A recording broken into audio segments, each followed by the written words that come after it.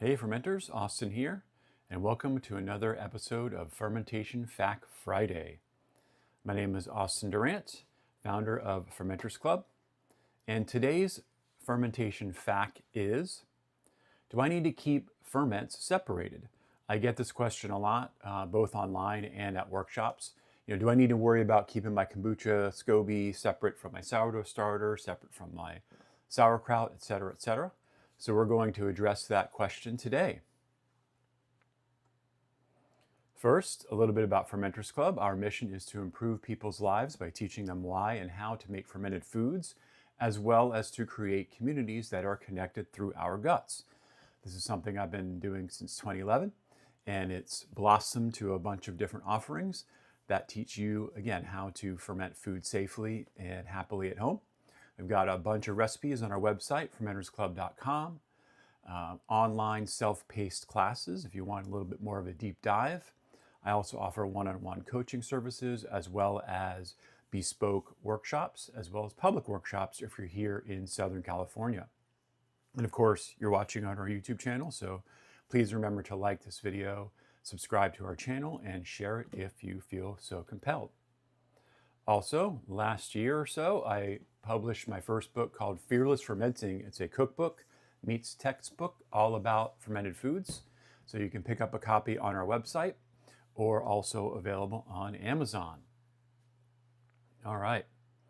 So, do I worry about keeping ferments separate? I do not. In this room that I shoot my videos, as well as where I do a lot of my fermentation, I call it the fermentarium. It's one big happy microbial family. So let's see if I can get you a better shot here. I've got both for storage and active fermentation. I really use this one wall, and I've got everything from kombucha over here. My sourdough starters currently living. I fed it yesterday, so it's around. I've got sauerkraut. I don't have anything in it now, but I've got that there. I just put up a few quarts of kefir yesterday, and all the way on this side, you can kind of see my misos. So basically, I don't worry about it, as you can see, and I really never had trouble, and I'll kind of go into a little bit more detail. So here we go. Everything's in one big, I do have my, my porridge, which is just my oats that are in a constant ferment. So let's talk a little bit about this. So most what are considered wild ferments, these are things like sauerkraut, kimchi, etc., are more or less self-regulating. If you get the flywheel, so to speak, going and get them fermenting within 4 or 5 days, the microbial ecosystem more or less manages itself. And it's good at keeping out intruders. So the errant microbe that is floating through the air, if you've got a well-situated, say, batch of kimchi you're making, it's really not going to do any damage to it. So that's on the wild ferment side. On the culture side, they're also very robust. So what I mean by cultures are things like your kombucha SCOBY or your kefir grains or even your sourdough starter.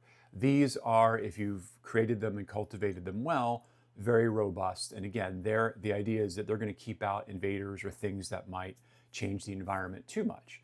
So I like to say they don't take kindly to strangers. Another thing to note is that bacteria, which do a lot of the fermentation, especially with vegetables, are swimmers. They require a liquid, usually it's water or biofilm or a brine, and most of them are anaerobic. So they can't exactly jump from one jar to the next because of the nature of that creature.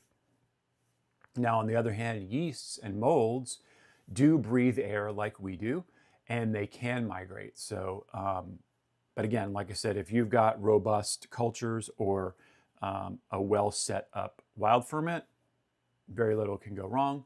You might see some scum form at the top of ferments, but that's just normal whether you've got just one jar in a room or whether you've got 10 or 20.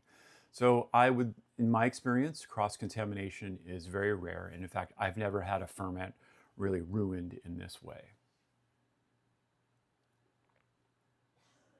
Now, you can mitigate if you are concerned about it, and this is just a general practice for keeping ferments clean, you can use airlocks. And again, these are devices that more or less seal the fermenting environment away from the rest of the world through, again, just some sort of device that generally the principle is it lets gas escape, because carbon dioxide does build up during most fermentations, if not all.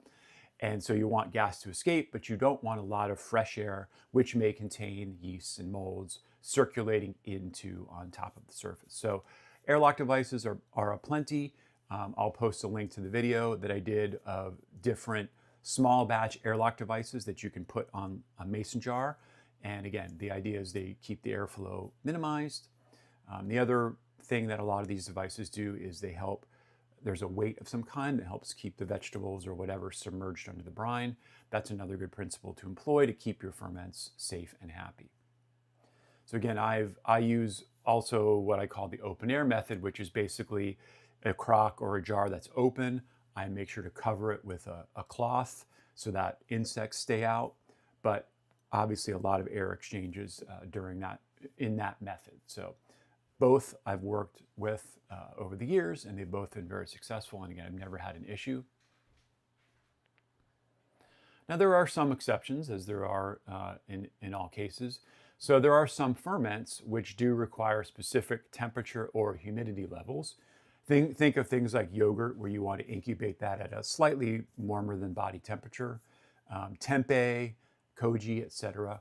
So in those cases, you do want to place them in the environment that will allow them to thrive. So that could be like I said, in my case, I've got an incubation chamber.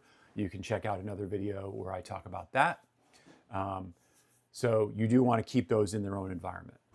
Another exception is that when you are preparing delicate cultures like koji or tempeh, that the spores that are used to make both of those things are very light and they can spread through the air quite easily. So you do want to be careful when you're working in those environments to minimize the chance of those spores just getting everywhere and really just making a mess and possibly getting into your lungs, and it's not a good scene. So just, you'll use the proper,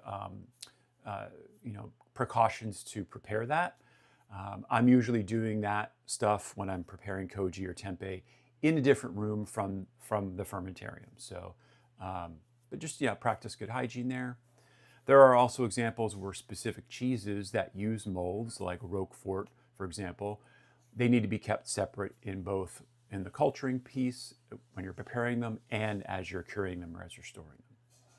And another big final exception, which is a little outside of the scope of the fermentation that I typically do, beer and wine are, of course, they do require utmost cleanliness, and especially with things like beer and a lot of wine, Saccharomyces, which is a yeast, does need the environment to be very clean. It does not like to have contamination unless you're dealing with, of course, wild ales and that sort of thing. So again, exceptions to the rule, but generally speaking, when we're fermenting food, I don't worry about cross-contamination. Let me know in the comments if you have had incidents with such things. I will link to another video where I did try to capture some wild yeast out in the world to make koji, and you can see that was definitely an adventure. It caught, probably dozens, if not hundreds of different strains of stuff, and it did not wind up making a reliable finished product. So again, feel free to go to Fermenters Club, browse around, look at all our recipes, and pick up a copy of our cookbook if you're so inspired. And go ahead and leave a comment. Again, like, share, and subscribe to our channel if you like this sort of stuff. And we will see you next time for Fermentation Fact Friday.